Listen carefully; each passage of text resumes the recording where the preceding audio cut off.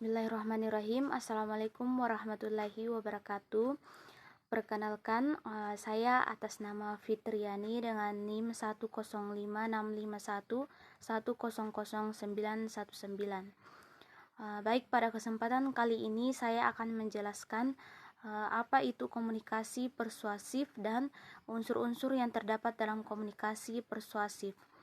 Jadi yang pertama, apa itu komunikasi persuasif?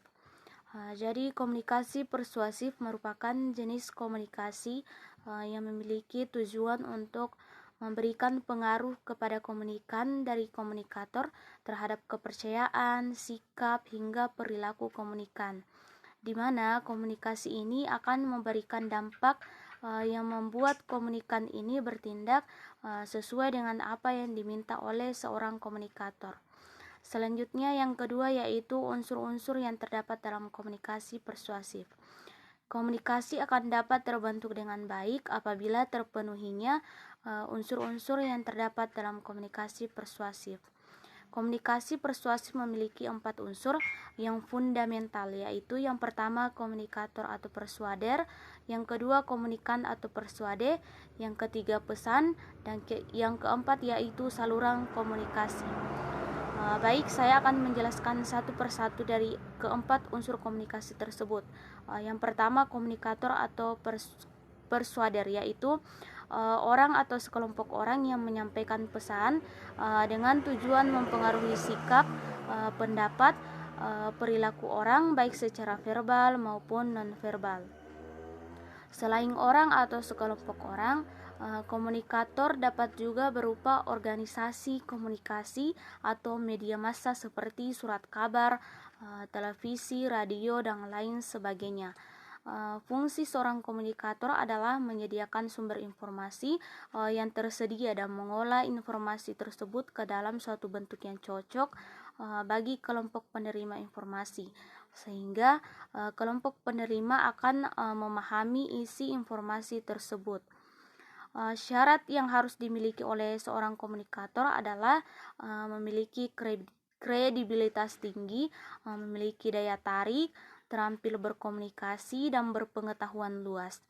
Gaya seorang komunikator dapat dibedakan menjadi komunikator yang membangun, komunikator yang mengendalikan, komunikator yang melepaskan diri, dan komunikator yang menarik diri. Unsur yang kedua yaitu komunikan atau persuade. Adalah orang atau sekelompok orang yang menjadi tujuan pesan tersebut disampaikan atau disalurkan oleh komunikator atau persuader, baik secara verbal maupun non-verbal.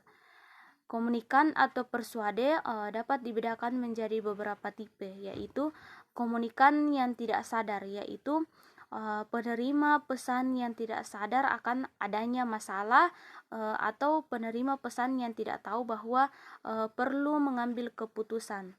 Kemudian komunikan yang apatis, yaitu penerima pesan yang tahu akan masalah tetapi mereka acuh tak acuh terhadap permasalahan tersebut.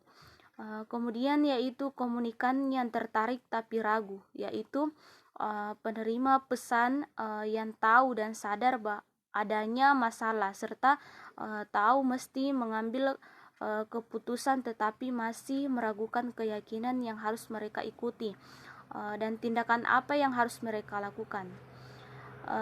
Kemudian yaitu komunikan yang bermusuhan, yaitu penerima pesan yang sadar bahwa ada masalah yang harus diatasi tetapi mereka menentang usulan yang diajukan oleh komunikator atau persuader. Selanjutnya yaitu komunikan mempunyai dua tugas, yaitu menilai pesan-pesan yang disampaikan oleh komunikator atau sumber dan menilai posisi yang mendukung topik pembicaraan.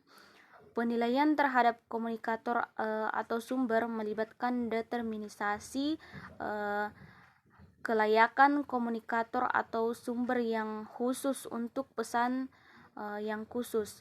Kemudian unsur yang ketiga yaitu pesan. Dalam proses komunikasi, pesan yang disampaikan dapat berbentuk verbal atau non-verbal. dapat disengaja ataupun tidak disengaja. Pesan verbal merupakan suatu pesan yang menentukan dalam keberhasilan komunikasi persuasif.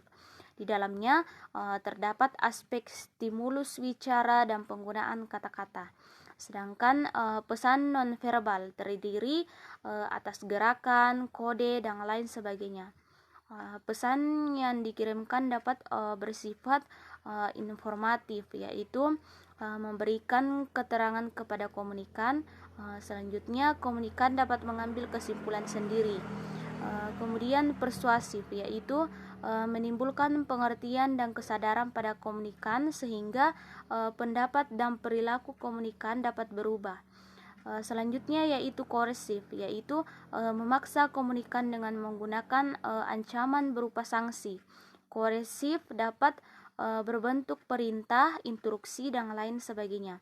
Sedangkan tujuan dari pesan komunikasi persuasif adalah membentuk tanggapan, memperkuat tanggapan, mengubah tanggapan.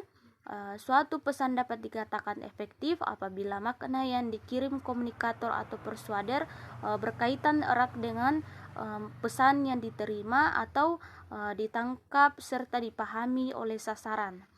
Selanjutnya yaitu unsur yang terakhir, yaitu saluran komunikasi.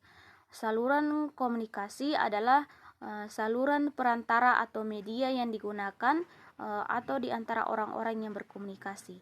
Dengan kata lain, saluran komunikasi merupakan media yang digunakan untuk menyampaikan pesan dari komunikator kepada komunikan. Bentuk saluran komunikasi tergantung dari jenis komunikasi yang dilakukan.